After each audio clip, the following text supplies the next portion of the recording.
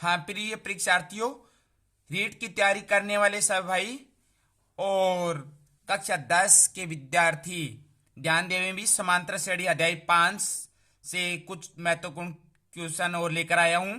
देखो भी, पहला सवाल है, अन के किस मान के लिए दो समांतर श्रेणियां ये और ये के अन्वय पद बराबर है? तो क्या करते हैं, दोनों में सूत्र लगाते हैं भी। ठीक है, दोनों में सूत्र लगाते हैं। तो सूत्र क्या है भी, यानी पहली श्रेणी ये है, दूसरी श्रेणी ये है, दोनों अलग अलग लिख लेते हैं। पहले में सूत्र यही और इसमें सूत्र भी ये लगेगा।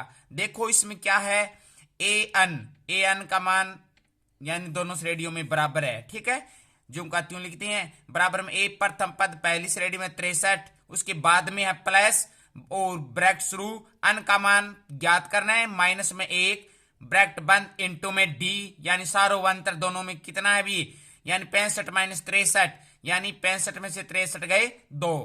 तो ए अन 1 मान लेते हैं इसको, बराबर में 63 प्लस में अंदर वाली संख्या के साथ गुणा होगा, 2 अन माइनस में 2 एकम 2, यानी 1 नंबर दो इसको भी। ठीक है, अब इधर आते हैं दूसरी श्रेणी में, 3,10,17 ए अन बराबर में ए प्लस ब्रैकेट में अन माइनस में 1 ब्रैकेट बंद बारह डी। तो ए अन बराबर में प्रथम पद इसमें 3 है, 3 प्लस का निशान ब्रैकेट में अन का मान ज्ञात करना है, माइनस में 1 ब्रैकेट बंद इंटू में 7।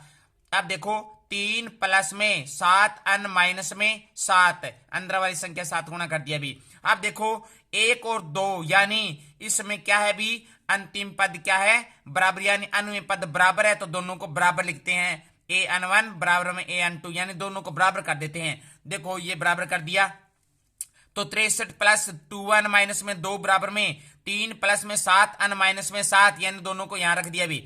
अब देखो 2 अन जिसका मान निकालना एक साइड में लेते हैं, 2 अन माइनस में 7 अन, ये प्लस की यानी माइनस की हो जाएगी, ये 2 अन यही है, बराबर में 63 बराबर से पहले साइड में जाने पर क्या होता है, माइनस, प्लस का ये माइनस का हो जाएगा, 2 किसका हो जाएगा, प्लस का, और 3 यही है प्लस का, और 7 यही है माइनस 7 है।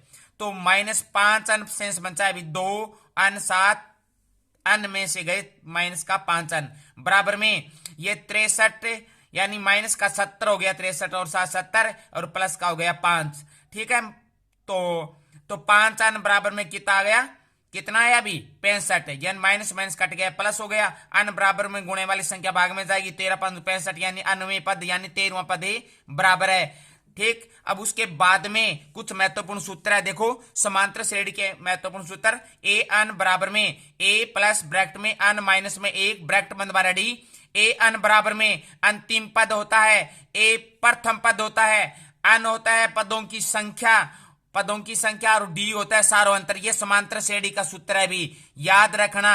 अब देखो उसके बाद में क्या है भी, एस अन बराबर में अन बटा 2 बड़ा ब्रैकेट 2 ए प्लस ब्रैकेट में अन माइनस में 1 ब्रैकेट बंद बारह डी बड़ा ब्रैकेट बंद। ये समांतर श्रेणी योगफल ज्ञात करने का सूत्र। देखो एस अन होता है अन पदों का योगफल, ए होता है प्रथम पद, डी होता है सारोवंतर, और अन है पदों की संख्या।